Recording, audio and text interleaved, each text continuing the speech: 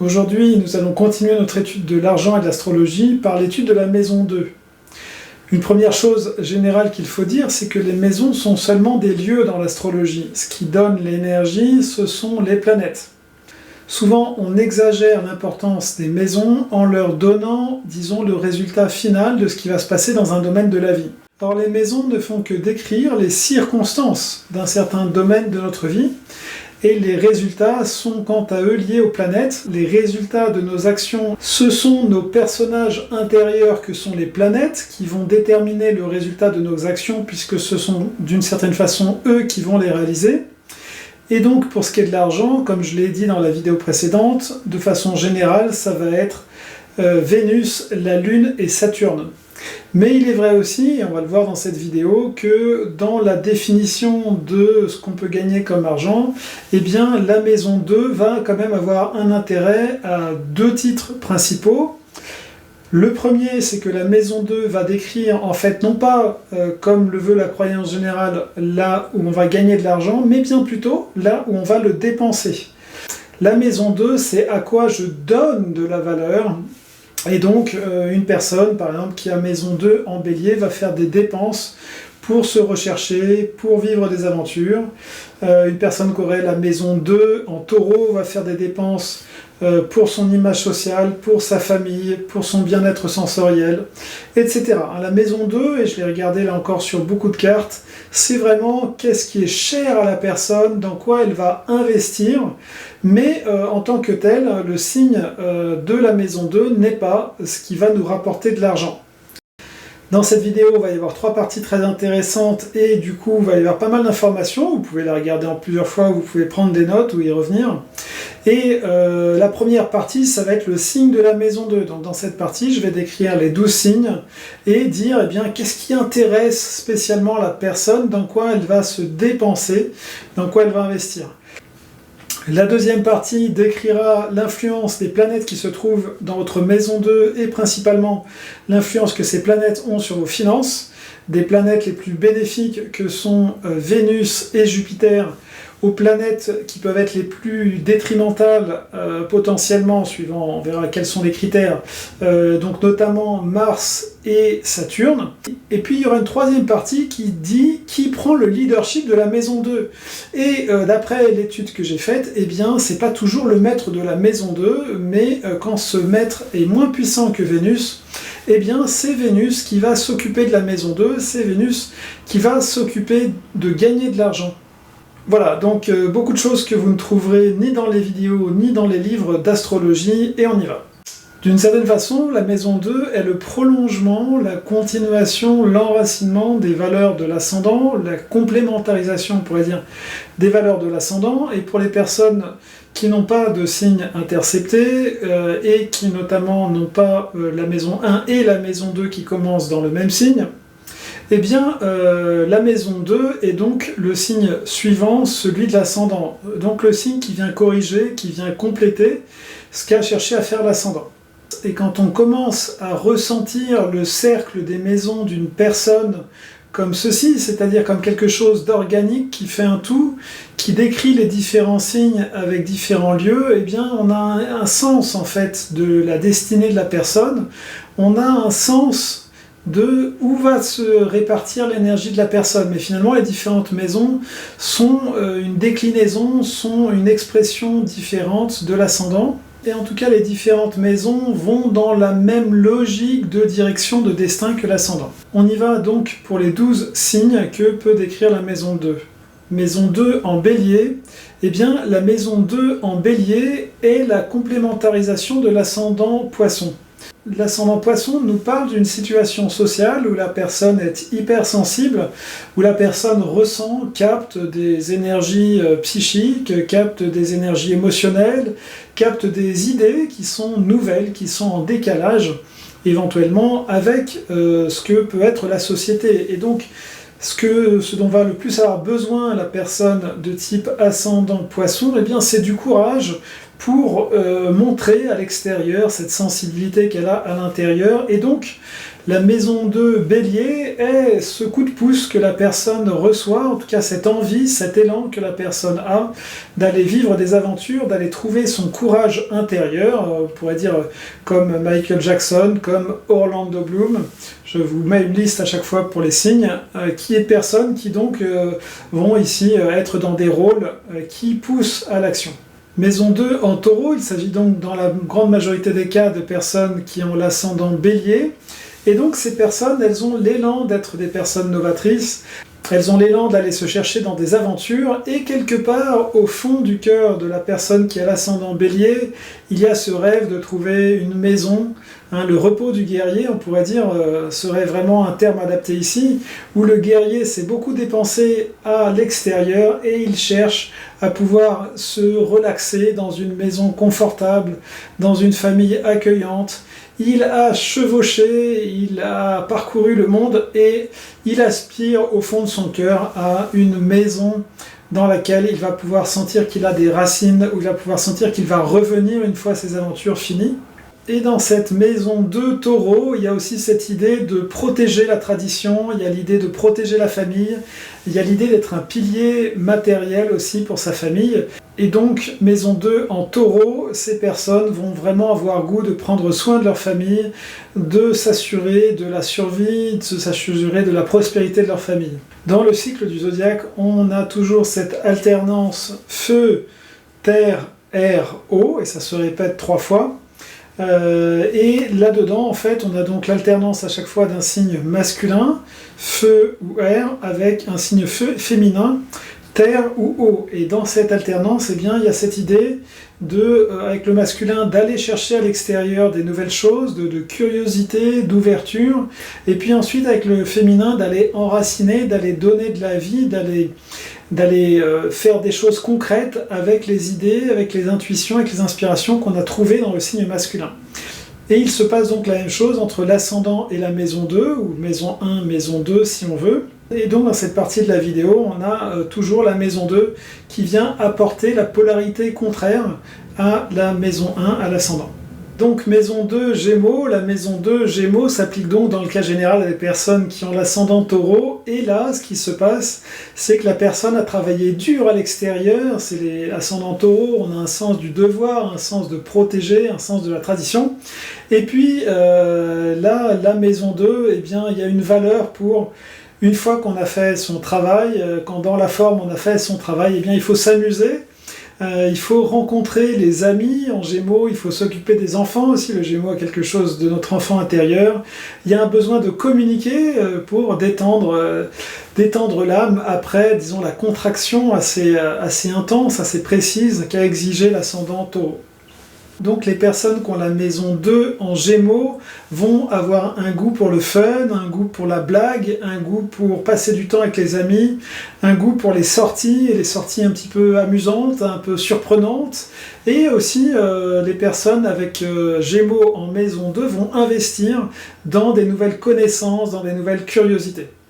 La maison 2 en Cancer nous parle cette fois-ci de l'équilibration, on peut dire, de l'ascendant Gémeaux, et après, disons, ce papillonnage, cette dispersion, cette ouverture, cette curiosité sur plein de choses, il y a ce besoin de revenir dans un centre qui nous appartient, un centre qui est chaleureux, un petit peu comme on avait pour la maison 2 en Taureau, où on a besoin de revenir dans sa famille. Et ici, avec la maison 2 en Cancer, eh bien, ces personnes-là vont dépenser beaucoup pour leur famille, vont donner beaucoup de temps, vont dépenser beaucoup d'argent pour le bien-être, pour le confort de leur famille. Alors, maison 2 en Lion, c'est la mienne, donc je vais pouvoir vous la décrire avec plaisir et en détail. Maison 2 en Lion, dans le cas général, donc c'est ascendant Cancer. La personne avec l'ascendant Cancer va aller chercher dans son intériorité, dans sa subjectivité, dans la douceur des relations qu'elle peut avoir avec les personnes de son clan, qui elle est. Et l'ayant trouvé par son ascendant, eh bien, elle va valoriser, elle va vouloir investir dans comment je peux exprimer ça à l'extérieur. Le cancer va rechercher à l'intérieur qui il est, il va rechercher ses racines, son identité profonde, et le lion va avoir envie de projeter ça de façon créative, de façon ludique. C'est un peu deux facettes, on pourrait dire, de nos racines qui vont se déployer ensuite, ou bien c'est l'enfant intérieur, un enfant lunaire dans le cancer qui se transforme en enfant solaire dans le lion. En tout cas, je peux vous dire qu'avec la maison 2 en lion, il y a cette envie de rayonner à travers les relations amoureuses, à travers toutes les activités qui peuvent être amusantes. Et la maison 2 en lion, elle va donc dépenser volontiers pour son ou sa chérie, un petit peu comme on le verra, la maison 2 balance ou la maison 2 scorpion sont aussi pas mal dans cette dynamique. Donc pour la maison 2 en lion, la convivialité, le fait de se montrer, le fait de pouvoir être présent, le fait d'être vu sont des valeurs. Comme je vous disais un peu plus tôt dans cette vidéo, c'est passionnant d'observer cette dynamique entre les différentes maisons, comment donc ça tisse un petit peu le temple ou le lieu d'expression de notre âme. Et donc on a à la fois, on a beaucoup de choses, mais on a notamment l'opposition entre l'ascendant et le descendant, donc la façon dont on fait les choses, et la façon opposée qui va nous toucher chez un partenaire amoureux à long terme. Et puis donc entre la maison 1 et la maison 2, un équilibrage. Équilibrage suivant, c'est l'équilibrage de la maison 2 en Vierge. Cette fois-ci, souvent l'ascendant, la plupart du temps, l'ascendant est Lion, et la personne, la cigale ayant chanté tout l'été, on pourrait dire,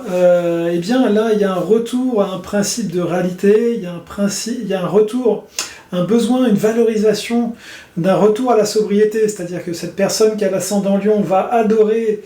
se montrer, faire un show, et puis après elle va quand même se dire ce qui a de la valeur au final, c'est ce que je vais laisser, c'est les choses concrètes que je vais laisser pour ma famille, c'est le fait d'avoir fait mon devoir, le fait d'avoir été jusqu'au bout du travail que j'avais à faire. Et donc on va trouver ça chez les personnes qui ont la maison 2 en Vierge, un sens du devoir, un sens du sacrifice, et puis comme c'est un signe de terre, on va retrouver les valeurs de famille,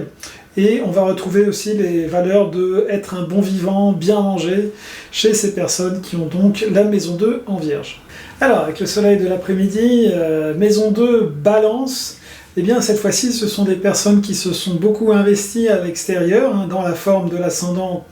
Vierge. Ces personnes ont beaucoup travaillé, elles ont développé des compétences, et maintenant ce à quoi elles aspirent, c'est à partager la tendresse, c'est dans les biens matériels qu'elles ont accumulés, trouver un partenaire avec lequel elles vont pouvoir construire un nid d'amour. Et donc maison de Balance, ici la valeur principale, c'est la relation intime, c'est la relation dans laquelle on peut communiquer. Avec la maison de Balance, on peut aussi investir dans des connaissances, mais ce qu'on voit de commun des différentes personnes qui ont la maison 2 en Balance, eh bien, c'est ce côté romantique, ce côté doux, ce côté à rechercher un partenaire. Maison 2 Scorpion, voilà, on est ramené à notre ami Scorpion.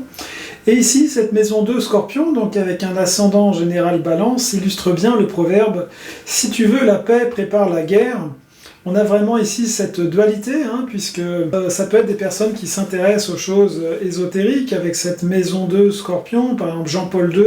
qui était un pape qui avait étudié l'anthroposophie de Rudolf Steiner. Mais ça peut être aussi des personnes, disons, qui, tout en ayant exploré la complexité des relations avec l'ascendant Balance, sont aussi dans l'idée qu'il faut une certaine puissance, et il faut se battre pour réussir ce qu'on veut. Ça peut être des guerriers, c'est une maison 2 en Scorpion, tels que De Gaulle ou Hitler. Et il y a cette idée que oui, on a envie d'arriver à la paix avec l'ascendant Balance, mais on sait bien aussi que la paix souvent a un prix. Donc ces personnes vont investir dans des lieux de pouvoir, vont investir dans la force qui correspond à l'énergie du Scorpion. Alors, avec de plus en plus de soleil, maison 2 Sagittaire, et bien cette fois-ci, l'ascendant en général est Scorpion. On a des personnes qui, sur la forme, sont très intenses, peuvent aller dans la confrontation, peuvent vraiment aller dans l'authenticité, aller chercher qui est l'autre, qui je suis avec l'autre. Et donc, en maison 2, ce qu'elles vont valoriser, c'est de comprendre cette intensité un peu dingue qu'elles ont vécue dans leurs interactions. Donc, c'est des personnes qui vont déclencher souvent des conflits, vont déclencher des réactions impressionnantes dans leur entourage. Et ce qui va leur être précieux, du coup, eh bien, c'est de comprendre, mais pourquoi ça s'est passé? Je suis venu avec des bonnes intentions. Comment ça se fait qu'il y ait ça en moi qui se déclenche comme ça à l'extérieur? Ces personnes vont donc rechercher le sens profond des relations qu'elles vivent.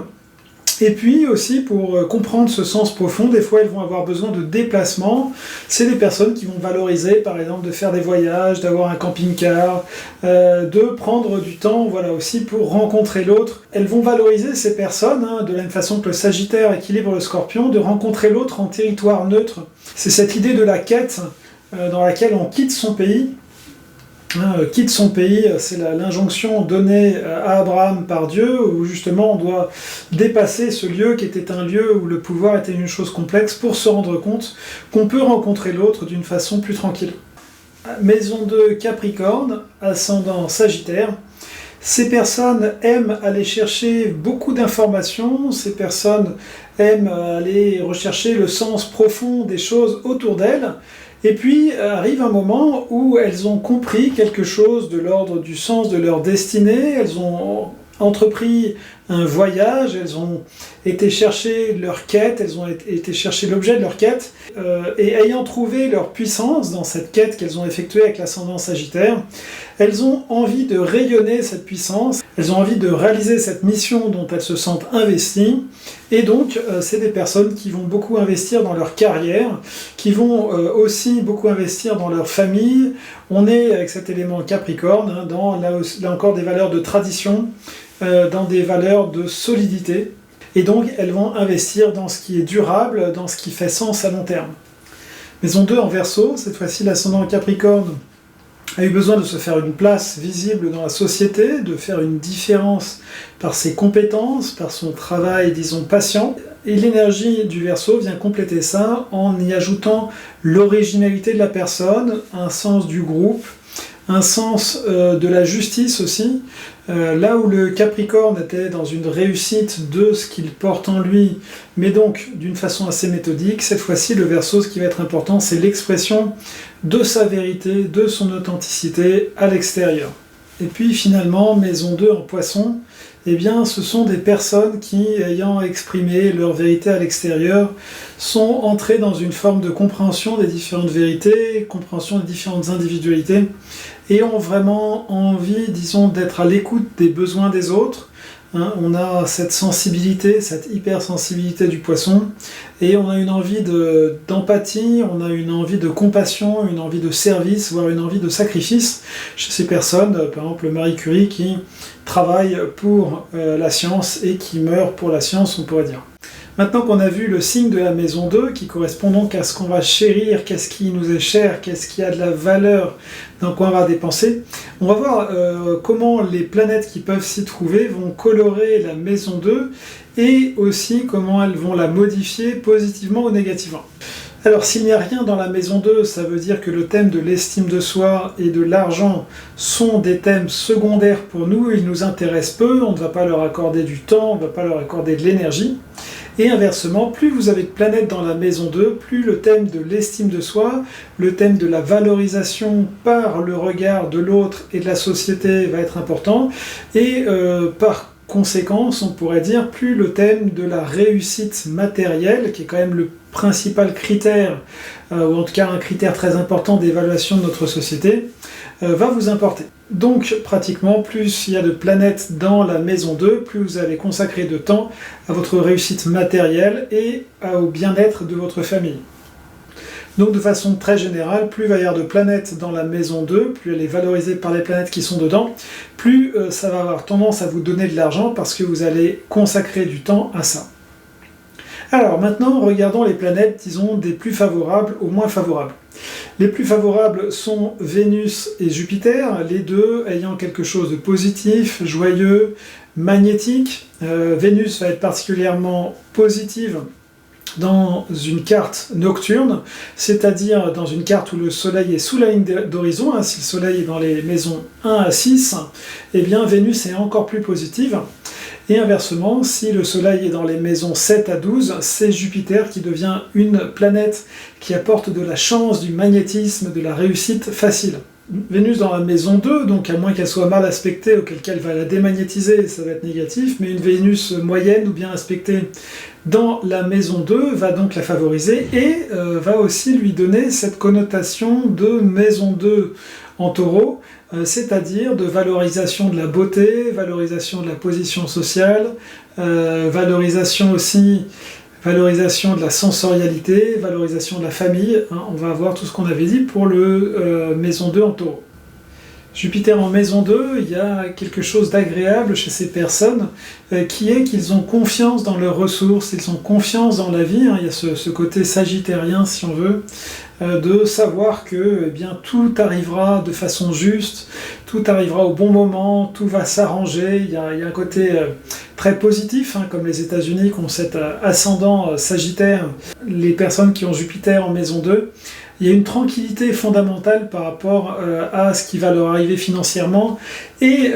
même si pour des personnes ça peut paraître dingue, cette confiance un petit peu comme c'était des licornes en train de voler tranquillement, paisiblement, mais pour eux c'est quelque chose de constater que la vie s'arrange, la vie trouve des solutions financières et matérielles, et que donc c'est pas là qu'on va se concentrer mentalement, c'est pas sur ça qu'on va faire des efforts spécialement, mais l'argent vient, hein, par une forme de magnétisme béni des dieux, on pourrait dire.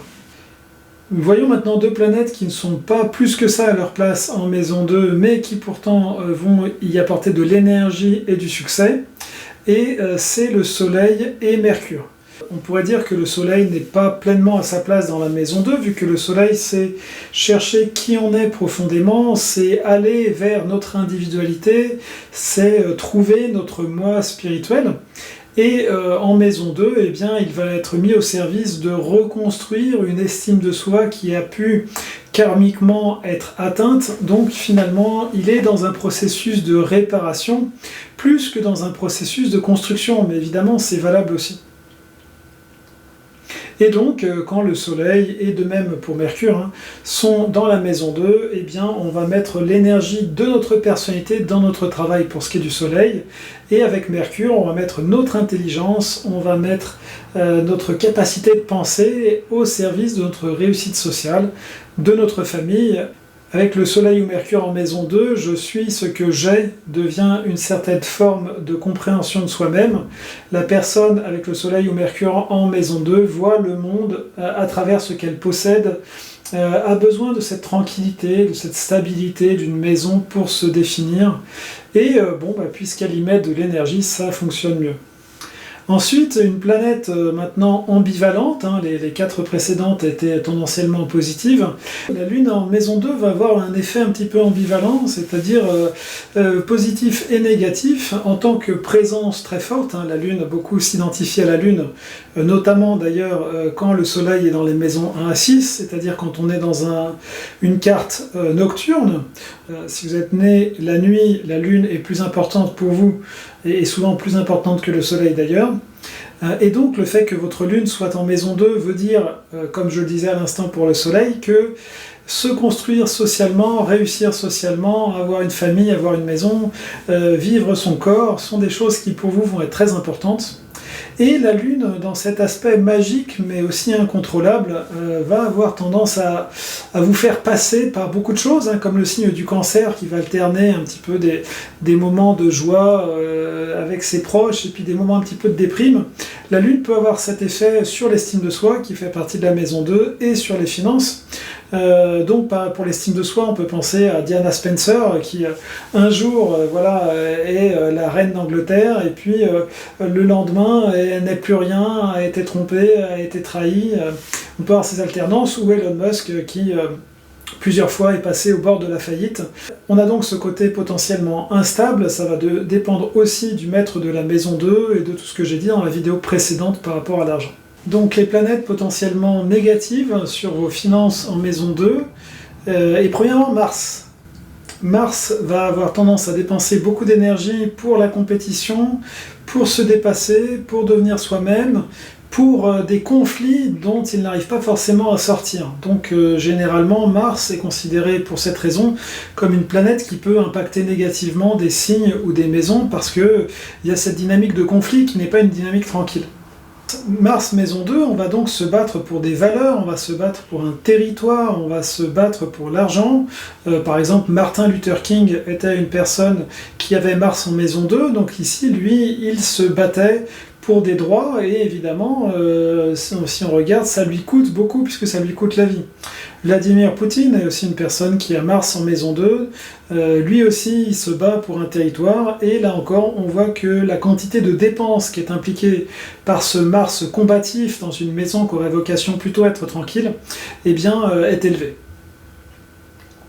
Mais bien sûr, si on est la nuit, Mars va être tranquillisé, hein, donc là encore, si votre soleil est dans les maisons 1 à 6, Mars va être moins actif, il va être moins à l'extérieur, et ce sera moins gênant pour vous. Bien, des facteurs, ça va être aussi les aspects qu'a ce Mars, le signe dans lequel il se trouve, est-ce que c'est un signe favorable ou pas, et est-ce qu'il est rétrograde ou est-ce qu'il est direct, toutes ces choses-là vont faire que c'est éventuellement légèrement positif ou franchement négatif, suivant les aspects. Saturne, tout en étant négatif, va être moins négatif que Mars. La raison en est, j'en ai parlé dans la vidéo précédente, eh bien c'est que Saturne est quand même un peu lié à la maison 2 par, disons, la nature, puisque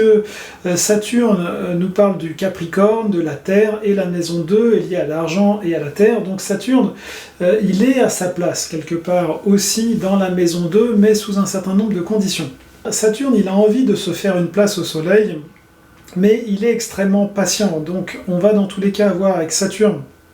en maison 2 quelque chose de l'ordre du ralentissement, quelque chose de l'ordre d'un besoin de temps par rapport à l'argent et la construction de l'identité, la construction de l'estime de soi. Mais plus ce Saturne va être aspecté positivement, et aussi si on est dans une carte diurne, donc le Soleil en maison 7 à 12, Saturne va moins rentrer dans la mélancolie nocturne, dans laquelle il peut des fois un petit peu se perdre, le doute, l'exigence, hein, le côté, voilà, si la force solaire de votre Soleil, donc, qui va être dans la lumière, va pouvoir compenser pour ce Saturne maison 2, si donc votre Soleil était dans le jour quand vous êtes né. Évidemment aussi que si votre Saturne n'est pas rétrograde et est en bons aspects, ça favorisera. Si vous avez donc un Saturne plutôt bien aspecté en maison 2, eh bien dans le long terme ça va être positif, vous aurez de la détermination pour gagner de l'argent, et ça pourra venir tendanciellement plutôt après un premier retour de Saturne, et globalement plus le temps passera, plus ce sera bon pour vous. Et sur le contenu de la maison 2, je termine avec le nœud sud, on pourrait continuer avec les planètes transsaturniennes dont j'ai pas parlé, plus des astéroïdes, etc. On pourra peut-être en parler dans les commentaires ou dans une autre vidéo. Toujours est-il que si vous avez le nœud sud en maison 2, là aussi c'est un petit peu ambivalent, c'est-à-dire que vous allez vous construire dans une première partie de vie par une réussite sociale, par une réussite professionnelle, par une solidité, en tout cas que vous rechercherez familiale. Voilà, voir à l'extérieur votre valeur, ça vous fera du bien dans une première partie de vie, mais inversement, eh bien, ce sera un petit peu une limitation pour votre deuxième partie de vie à partir de 35-40 ans, où au contraire, eh bien, il faudra aller vers l'énergie de la maison 8, hein, l'énergie de dépenser pour arriver aux choses occultes, spirituelles, psychologiques, prendre du temps pour des choses qui ne sont pas valorisées par la société. Donc cette réussite que vous aurez un peu plus facilement que d'autres personnes en première partie de vie sera une sorte de boulet dont vous devrez apprendre à vous débarrasser dans une deuxième partie de vie si vous voulez vous réaliser. Et puis il reste la troisième partie de cette vidéo qui est peut-être la plus passionnante et la plus novatrice, et qui dit que y a un maître à la maison 2 hein, qui dépend du signe. Je vous affiche ici les maîtrises des planètes des différents signes. Et ce qui n'est pas dit en général, c'est qu'il y a un maître implicite, il y a un maître automatique, on pourrait dire, de la maison 2, qui est Vénus en fait, et j'en ai parlé du coup dans la vidéo précédente, mais indépendamment du signe de la maison 2, Vénus est toujours intéressée par sa nature. Hein. Vénus, c'est la femme, c'est la jeune femme qui rêve d'un homme riche, qui rêve d'avoir des enfants, c'est l'ami qui rêve d'organiser une fête, c'est voilà, c'est toutes ces choses-là qui sont naturellement attirés par l'argent. Donc votre Vénus, on peut dire, elle a toujours un œil sur la maison 2, indépendamment un peu de ce qu'est cette maison 2, à moins que ce soit vraiment quelque chose de complètement horrible. Vénus va être naturellement attirée et va naturellement mettre son énergie au service de la maison 2. Et donc, on a dans tous les cas 2 maîtres potentiels de la maison 2, donc 2 sorties, disons 2 issues possibles à cette maison 2, qui sont donc le maître du signe de la maison 2, un signe dont j'ai parlé dans la première partie, et Vénus. Et ce qui va se passer en général dans la biographie des personnes, c'est que Vénus correspond par ailleurs à quelque chose qu'on aime bien faire. Vénus en signe, c'est qu'est-ce qu'on aime bien faire, et Vénus en maison, c'est dans quel endroit on aime bien l'exercer. Par exemple, dans mon cas, Vénus est en Scorpion, conjonction Uranus, maison 5. Donc le fait qu'elle soit en Scorpion fait que j'adore les choses ésotériques, cachées, psychologiques, les choses sombres aussi. Et la maison 5 donne à ma Vénus le lieu de la créativité. Donc typiquement, ce sont mes vidéos, mais aussi des ateliers que je peux organiser, où voilà, je vais parler de choses ésotériques, mais sur un mode assez ludique, sur un mode assez créatif. Voilà, donc ça pour vous dire que votre Vénus, elle est une option possible de quelque chose dans lequel, par le signe, vous pouvez gagner de l'argent, et le type d'activité superficielle, on pourrait dire, si vous allez travailler dans un hôpital par exemple, c'est la maison 12, si vous travaillez dans la communication, c'est plutôt la maison 3, comme je le disais, le secteur plutôt du divertissement, ce serait la maison 5, la banque, ce serait la maison 2. Mais ça, c'est en fait le contenu, disons, la maison où se trouve votre Vénus, et ça va être la même chose d'ailleurs pour le maître de l'ascendant, en signe et en maison. Donc la maison, c'est dans quel domaine extérieur on va exercer le type d'activité décrit par le signe. Et donc, qui, entre les 2 maîtres potentiels de la maison 2, que sont donc le maître, disons, officiel, tel qu'on le trouve dans les manuels d'astrologie, et Vénus, va réellement vous faire gagner de l'argent, et bien c'est celui qui est dans les meilleurs aspects en général. Donc si par chance on va dire votre Vénus est dans des bons aspects, vous allez pouvoir dès le début de votre vie faire ce qui vous plaît. Mais ce que j'ai fait en préparant cette vidéo, en regardant pas mal de cartes, eh bien c'est de voir que quand Vénus est mal aspectée, ça va être beaucoup plus, à moins qu'il soit tout aussi mal aspecté, mais dans ce cas-là la personne n'est pas dans une bonne situation financière en général. Donc si le maître de l'ascendant lui est bien aspecté, la personne va pouvoir avoir une très bonne carrière, même si la Vénus est assez mauvaise, parce qu'elle a trouvé une façon de se rendre utile dans la société, façon qui l'excite pas plus que ça, puisque ce serait la Vénus qui aurait un caractère plus excitant, mais quelque chose qui fonctionne et qui lui rapporte de l'argent. Mais donc si vous êtes dans cette configuration où c'est le maître de l'ascendant qui vous fait gagner de l'argent et pas Vénus, ne désespérez pas, en résolvant les aspects portant sur votre Vénus, vous allez tout à fait pouvoir, en ayant d'abord développé votre richesse par le maître de la maison 2, avoir du temps, avoir la capacité d'acquérir des compétences, la capacité d'avoir les bons contacts, etc., pour pouvoir finalement faire aussi ce que vous aimez. Et je l'ai vu dans un certain nombre de cas où il faut quand même que ça remplisse les conditions générales que j'avais indiquées dans la vidéo précédente, à savoir que vous ayez au moins Saturne, la Lune ou Vénus en bons aspects pour pouvoir réussir, matériellement, financièrement. Mais dans ce cas-là, il arrivera un moment dans votre vie où vous trouverez le courage, la disponibilité pour faire ce que vous aimez vraiment. Voilà, c'est tout ça que j'avais envie de vous dire, et c'est tout ça aussi que je partage dans les consultations au sujet de l'argent et de la carrière, en sachant que voilà, je peux vous indiquer, disons, des domaines de réussite potentielle, mais je ne suis pas magicien, je ne peux pas non plus vous donner un secret qui du jour au lendemain transformerait votre vie totalement, mais disons, je peux vous aider à comprendre quelles sont les zones de blocage, quelles sont les zones que vous pouvez mettre en valeur. Maintenant, il est certain que, par exemple, des personnes qui ont la Lune, ou qui ont Vénus en Scorpion ou en Bélier vont être des pionniers qui vont avoir tendance à défricher des choses nouvelles ou qui vont être dans des conflits intérieurs, et que c'est pas simple. Quand on apporte au monde des choses nouvelles, comme moi j'ai la Vénus en Scorpion, c'est toujours un peu moins rapide, par exemple, de gagner de l'argent avec l'astrologie que ça l'est en étant dans la finance, dans l'immobilier ou dans des choses qui existent depuis des millénaires et qui intéressent, disons, vraiment notre partie biologique. Mais quoi qu'il en soit, il est important de savoir ce qu'on peut faire et à quel prix, et c'est ce genre de service que je propose dans mes consultations. Voilà, c'est ça que je voulais vous partager aujourd'hui. J'aurai comme toujours plaisir à vous lire dans les commentaires et je vous dis à bientôt pour d'autres explorations novatrices dans le domaine de l'astrologie. À bientôt, merci.